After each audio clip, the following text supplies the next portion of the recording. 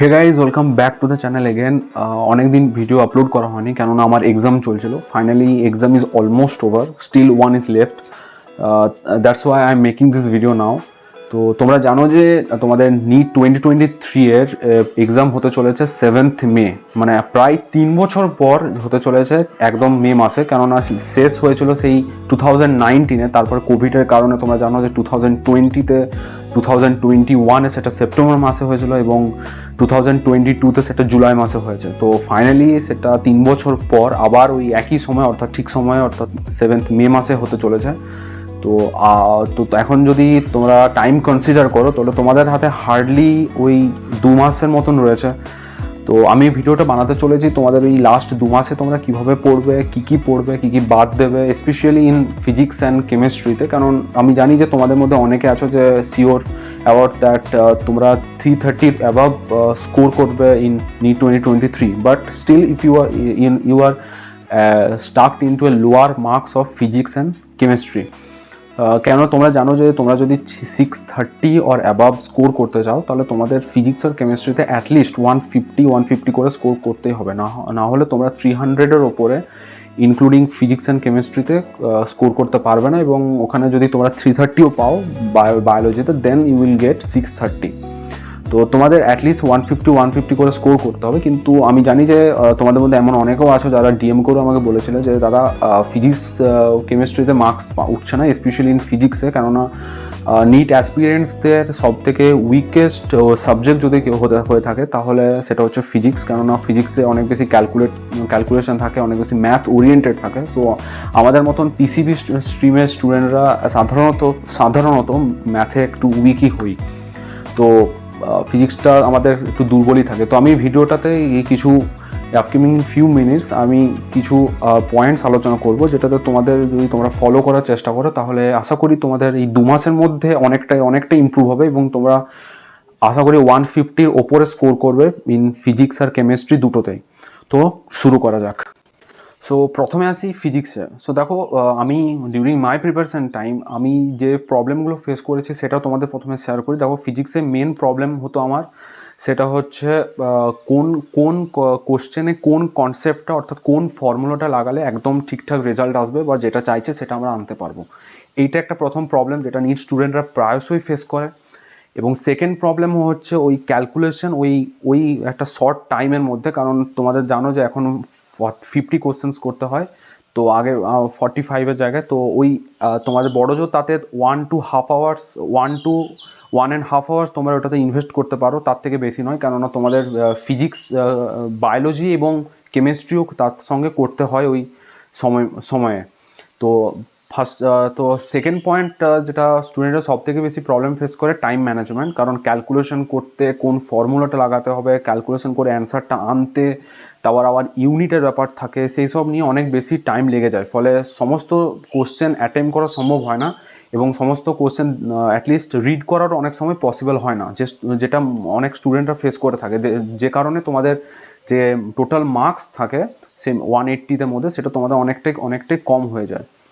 তো আমি এই ব্যাপারে বলতে চাইবো প্রথমে যে তোমরা আগে দেখবে যে থিওরি রিলেটেড যে সমস্ত কোশ্চেন্সগুলো রয়েছে সেগুলো আগে যদি অ্যাটেম্প করতে পারো। কারণ থিওরি রিলেটেড কোশ্চেন্সগুলোতে তোমাদের যদি কনসেপ্টটা ক্লিয়ার থাকে, তোমরা যদি অ্যান্সারটা জানো, তাহলে that will not take huge time and তোমার শুধু পড়তে হবে আর দাগ দিতে হবে, তাতে তোমাদের অনেকগুলো কোশ্চেন্স কভার হয়ে যাচ্ছে। তো যতগুলো কোশ্চেন যত কম সময়ে কভার করতে পারো তত বেশি মার্কস তুমি অ্যাটেম্প করবে, তত বেশি মার্কসও পাবে।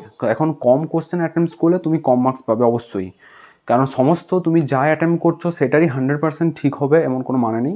হতেও পারে, কিন্তু তার চান্স খুবই কম এবং তোমার কিছু না কিছু তো ভুল তো যাবেই। তো আগে বলবো যে থিওরি রিলেটেড যে সমস্ত কোশ্চেন্সগুলো আছে সেগুলো তোমাদের ক্লিয়ার করে নিতে। তো এখন থিওরি রিলেটেড কোশ্চেন্সগুলোর জন্য তোমাদের কী করতে হবে, প্রথমত তোমাদের সমস্ত যে ফিজিক্স 11-12-এর যে সমস্ত কনসেপ্টগুলো রয়েছে ফিজিক্সের, সেগুলো আগে ক্লিয়ার করবে। কেননা যে সমস্ত ওই প্রত্যেকটা কনসেপ্ট, যে কোনো কনসেপ্ট থেকে তোমাদের কোশ্চেন্স আসতে পারে। তো প্রত্যেকটা কনসেপ্ট অ্যাটলিস্ট ক্রিস্টাল ক্লিয়ার থাকা দরকার। তারপরে তুমি ম্যাথে অ্যাপ্লাই করবে।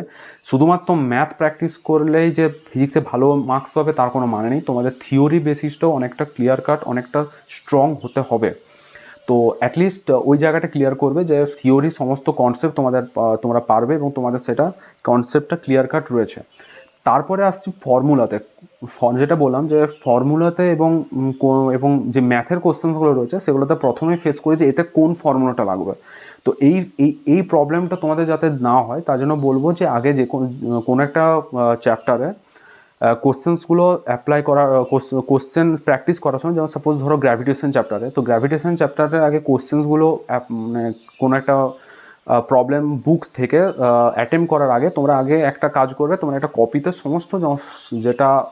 সমস্ত ফর্মুলা রয়েছে সেগুলো একবার লিখে নিও এবং সেগুলো একবার চোখ বুলিয়ে নিও এবং সমস্ত ওই ফর্মুলা রিলেটেড যে সমস্ত কনসেপ্টগুলো আছে সেগুলো একবার মনের মধ্যে করে নিও। তাহলে তোমার থিওরিটাও রিভাইজ হয়ে যাবে এবং সেই সঙ্গে তোমরা এবারে কোশ্চেন অ্যাটেম্প করতে গেলে তোমাদের অনেক বেশি সুবিধা হবে। এরপরে কোশ্চেন যখন অ্যাটেম্প করবে প্রথমে ভাববে যে কোন ফর্মুলাটা কোন কোশ্চেন্সে লাগবে, কারণ এটা অনেক সময় আমরা কনফিউজ হয়ে যায় যে এই কোশ্চেনটাতে হয়তো এই ফর্মুলা লাগবে কিন্তু না, হয়তো অন্য ফর্মুলা হলো, ফলে অ্যান্সারটা আলাদা আসবে। কিন্তু হ্যাঁ, ওই অ্যান্সারটা ভুল অ্যান্সারটাও হয়তো তোমাদের এমসিকিউর মধ্যে দেওয়া থাকবে এবং অপশানসের মধ্যে দেওয়া থাকবে, ফলে তোমাদের ওটাতে ভুল হওয়ার সম্ভাবনা বেশি থাকে। তো অ্যাটলিস্ট প্রত্যেকটা কনসেপ্ট রিলেটেড প্রত্যেকটা ফর্মুলা মনে থাকবে, একটা মুখস্থ থাকে যেন, অ্যাটলিস্ট কী করে আসছে অর্থাৎ ডেরিভেশনটা না মনে রাখলেও চলবে, কারণ তোমাদের নিটে তোমাকে ডিরাইভ করতে দেবে না যে ফর্মুলাটা ডিরাইভ করে দেখাও। তো ওই জিনিসটা আগে ক্লিয়ার করবে যে সমস্ত ফর্মুলাগুলো যেন মুখস্থ থাকে এবং সেই রিলেটেড কনসেপ্টগুলো যেন সমস্ত ক্লিয়ার থাকে। তাহলে এই দুটো পয়েন্ট গেল। এবার আসছে নেক্সট পয়েন্টে, সেটা হচ্ছে ক্যালকুলেশন মিস্টেক্স। আমার যেটা হতো যে আমি অনেক সময় সলভ করতে গিয়ে প্রচুর বেশি ক্যালকুলেশন মিস্টেক করে ফেলতাম, ফলে যে অ্যান্সারটা আসার কথা সে হয়তো অ্যান্সারটা হয়তো কোনো অপশনই রয়ে, ফলে আমি অনেক কনফিউজ হয়ে যেতাম, হয়তো নান অফ দিসে অ্যান্সার করে দিয়ে আসতাম। কিন্তু এটা যেন না হয় এটা শিওর করবে। এবং লাস্টলি বলবো যে এনসিআরটি বইয়ে ফিজিক্সের যে বইটা রয়েছে সেটা তোমরা কীভাবে ইউজ করবে। সো দেখো, এনসিআরটি ফিজিক্সের বইটা আমরা অনেক সময় ইগনোর করে চলি, যত ওটা ইউজ করি না, বেশি ওটা পড়ি না। তো আমি বলবো যে অ্যাটলিস্ট লাস্টের দিকে দেবে কিছু সামারির মতন কিছু পয়েন্টস লেখা রয়েছে, সেই পয়েন্টসগুলো অ্যাটলিস্ট পড়ে যাও, কারণ ওই রিলেটেড কনসেপ্ট থেকে ডিরেক্ট কোশ্চেন তুলে দিতে পারে, অর্থাৎ এমনকি ওখান থেকে যে থিওরিগুলো রয়েছে ওই ল্যাঙ্গুয়েজটা তুলে কোশ্চেন দিয়ে দিতে পারে। তো এই জিনিসটা মাথায় খেয়াল রাখবে যে ওখান থেকে একটা কোশ্চেন্স আসতে পারে ইভেন ডিরেক্ট ল্যাঙ্গুয়েজ ইউজ করে। তো অ্যাটলিস্ট ওইগুলো একবার চোখ বুলিয়ে নিও এবং ওগুলো একবার মনের মধ্যে মনে রেখো, তাহলে তোমরা যাতে ওটা পরীক্ষার হলে গিয়ে ভুলে না যাও। তো এইগুলো ছিল ফিজিক্সের পয়েন্ট। তো আমি সামারাইজ করতে দাও। প্রথমত ক্যালকুলেশন মিস্টেক ভুল করলে চলবে না। দ্বিতীয়ত হচ্ছে সমস্ত পয়েন্টসগুলো, সমস্ত ফর্মুলাগুলো মুখস্থ রাখবে। তৃতীয়ত হচ্ছে সমস্ত কনসেপ্টগুলো যেন ক্লিয়ার কাট থাকে। এবং 4 নম্বর হচ্ছে এনসিআরটির ফিজিক্স বইয়ের পেছনে যে সামারিটা দেওয়া রয়েছে, সে পয়েন্টসগুলো দেওয়া রয়েছে, সেগুলো একবার মনে করে যাও। তো এবার আসি কেমিস্ট্রিতে। দেখো, কেমিস্ট্রিতে 3টে part, physical chemistry, organic chemistry আর ইনঅর্গানিক কেমিস্ট্রি। তো প্রথমে আসি ফিজিক্যাল কেমিস্ট্রিতে। দেখো, ফিজিক্যাল কেমিস্ট্রি আর ফিজিক্সের যে আমরা তোমাদের পয়েন্টগুলো বললাম বা স্ট্র্যাটেজিগুলো বলতে পারো, সেগুলো অনেকটা একই রকমের যায়। তো এখানে তোমাদের মনে রাখতে হবে ইউনিটসগুলো। ফিজিক্যাল কেমিস্ট্রিতে ইউনিটসগুলো বিভিন্ন কনস্ট্যান্টের বিভিন্ন ইউনিটস রয়েছে, তার বিভিন্ন ভ্যালু রয়েছে, বিভিন্ন ইউনিটসের বিভিন্ন রকম ভ্যালু রয়েছে। তো সেই জিনিসগুলো মনে রেখো এবং কোন ইউনিটসে কোন ভ্যালু রয়েছে এবং সেগুলোর রিলেশনসগুলো মনে রাখো, কারণ অনেক সময় তোমাদের কোশ্চেনটা দেবে একটা ইউনিটে কিন্তু অ্যান্সারটা চাইবে অন্য ইউনিটে। তো তোমাদেরকে সেটা কনভার্ট করতে হবে সেই ইউনিটে, যে ইউনিটে তোমাদের অপশানসগুলো রয়েছে। তো এই হচ্ছে একটা ফার্স্ট পয়েন্ট গেল ফিজিক্যাল কেমিস্ট্রিতে।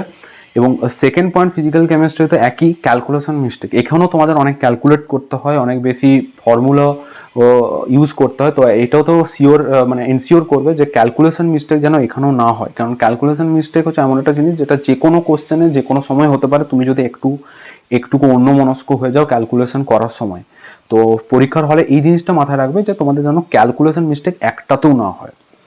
তো এবং থার্ড পয়েন্ট যেটা ফিজিক্যাল কেমিস্ট্রিতে আমরা ফেস করতাম, সেটা হচ্ছে অনেক সময় রেসিপ্রোকালের ব্যাপার থাকে, সেটা 1/r বা ভ্যারিজেস আর, অনেক সময় inversely proportional, directly proportional. So এই জিনিসগুলো অনেক সময় থাকে যে একটা দেওয়া আছে তো আরেকটা বের করতে হবে। তো অনেক সময় আমরা ডিরেক্টলি প্রপোর্শনাল রিলেশনে বের করতে হবে, কিন্তু সেটা আমরা অনেক সময় ইনভার্সলি প্রপোর্শনাল রিলেশন বের করতে পারি, বেড়ে যেতে পারে। তো সাপোজ অ্যান্সার হবে তোমার 25, কিন্তু ওখানে অপশানও দেওয়া রয়েছে 1/25।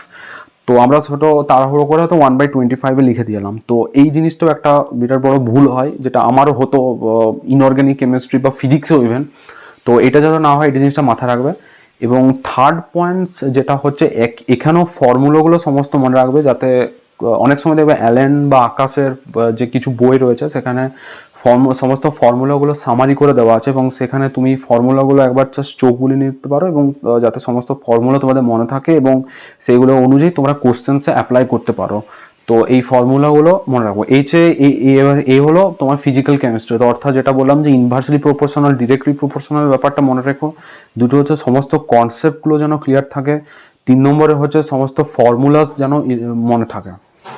তো এবারে আসছি তোমাদের ইনঅর্গানিক কেমিস্ট্রি। তো দেখো, ইনঅর্গানিক কেমিস্ট্রি ইজ পিওরলি মুখস্থ করার জিনিস, এবং এখানে তোমাকে বলবো যে এনসিআরটি ছাড়া, এনসিআরটি ইনঅর্গানিক কেমিস্ট্রি বইটা ছাড়া, অর্থাৎ 11-12 বোথ, অন্য কোনো বই পড়ার বা অন্য কোনো ইনফরমেশন মনে রাখার কোনো দরকার নেই। কারণ সমস্ত কোশ্চেন, যা কোশ্চেন্স আছে সমস্ত ইনঅর্গানিক কেমিস্ট্রি বইটা অর্থাৎ এনসিআরটির বইটার থেকে আসে, ওটার বাইরে আসে না। ওটা বাইরে এলেও অত্যন্ত 1-2টো কোশ্চেন আসে, সেটা তুমি যদি নাও অ্যাটেম্প করো তবুও তুমি অনেক অনেক ভালো মার্কস পাবে। তো আমি বলবো যে অ্যাটলিস্ট পুরো লাইন বাই লাইন মুখস্থ করে যাও, line by line, each and every topic, each and every information, each and every unit, everything. তো এই ইনঅর্গানিক কেমিস্ট্রিটা পুরোটা এনসিআরটি বই থেকে পুরোটা মুখস্থ করে যাও, আশা করি দেখবে তোমাদের ওখানে অনেকটাই কমন পাবে। এবং ওখানে ইনঅর্গানিক কেমিস্ট্রি একটা জিনিস হচ্ছে, তুমি জানলে অ্যান্সার করে দিতে পারবে, না জানলে পারবে না করতে। এখানে তোমাকে ভাবার কোনো ইয়ে নেই, ক্যালকুলেশন করার কিছু নেই, জাস্ট তোমাকে মুখস্থ করতে হবে, শুধু মুখস্থ করতে হবে। তা ভালো করে মুখস্থ করে দিয়ে এবং ওখানে দেখবে কোশ্চেন্স পাবে, কোশ্চেন দাগ দেবে। তবে একটা জিনিস আরেক খেয়াল করবে, তাড়াহুড়ো করতে গিয়ে অনেক সময় সেটা ভুল হয়ে যায়। সেটা হচ্ছে অনেক সময় আমাদের একটা মানে ফর্মুলা, একটা এটার পর এটা কম, এটার পর এটা কম, একটা যেমন ইলেকট্রোনেগেটিভিটি, এগুলোর একটা লিস্ট থাকে যে এটার পর এটা কম। তো এগুলো অনেক সময় কিছু এক্সেপশনস রয়েছে, তো এক্সেপশনসগুলো ভালো করে মনে রাখবে, কারণ অনেক সময় এক্সেপশনগুলো থেকেই বেশি অ্যান্সার, বেশি কোশ্চেন্স দেয়। অপশনগুলো এমন থাকে হয়তো তোমাদের জেনারেল রুলটা অনুযায়ী ফলো করছে না, সো জেনারেল রুল অনুযায়ী তবুও মানে অ্যান্সারগুলো দেওয়া রয়েছে, অপশনসগুলো দেওয়া রয়েছে, কিন্তু ওটা হচ্ছে এক্সেপশন। তো ইনঅর্গানিকের একটা জিনিস আছে, সেটা হচ্ছে এক্সেপশন। তো এক্সেপশনগুলো another thing that you should remember, you should learn by heart. তো এই হলো ইনঅর্গানিক কেমিস্ট্রিতে। ইনঅর্গানিক কেমিস্ট্রির বেশি কিছু বলার নেই, কারণ ইনঅর্গানিক কেমিস্ট্রি পুরোটাই মুখস্থ আর এক্সেপশন। তো এক্সেপশনগুলো মুখস্থ করে যাও, জেনারেলগুলো মুখস্থ করে যাও, ইউনিটগুলো মুখস্থ করে যাও, ইউনিটের ভ্যালুগুলো মুখস্থ করে যাও, ব্যাস তাহলেই হবে। এরপরে last but not the least আসছি অর্গানিক কেমিস্ট্রিতে। তো দেখো, অর্গানিক কেমিস্ট্রিতে টোটালি রিয়েকশনস, রিয়েজেন্ট আর যেটা আর ক্যাটালিস্ট।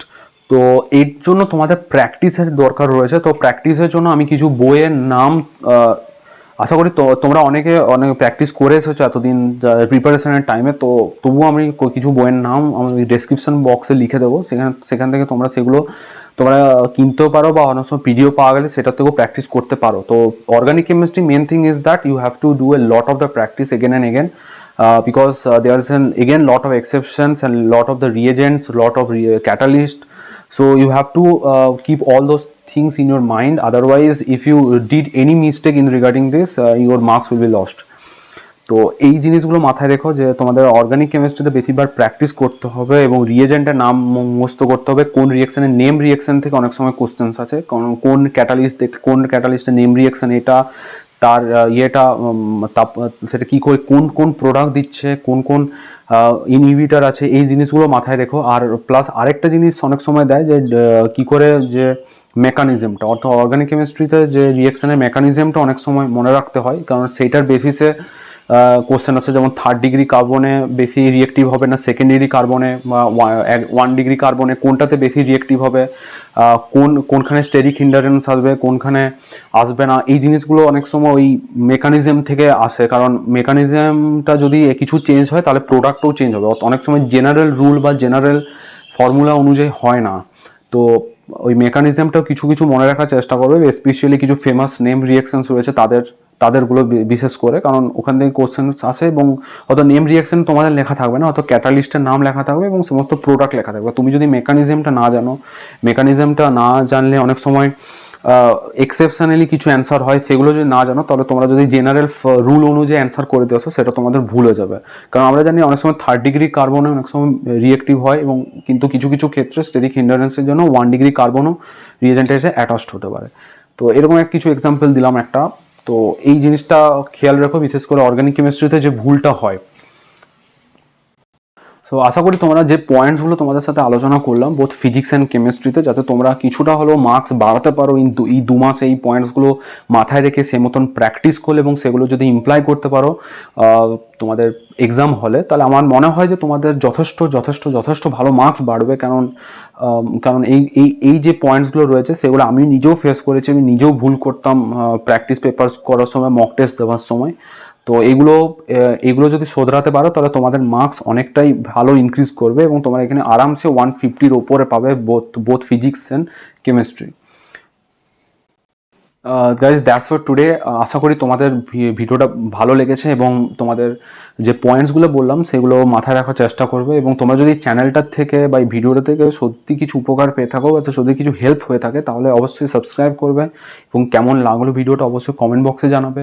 এবং আরও যদি কিছু জিজ্ঞেস করার থাকে তোমরা সেটা ইনস্টাগ্রামে ডিরেক্ট মেসেজ করতে পারো বা ইউটিউবে কমেন্ট বক্সেও লিখতে পারো, এবং আমার ইনস্টাগ্রাম হ্যান্ডেলের link will be given in the description box.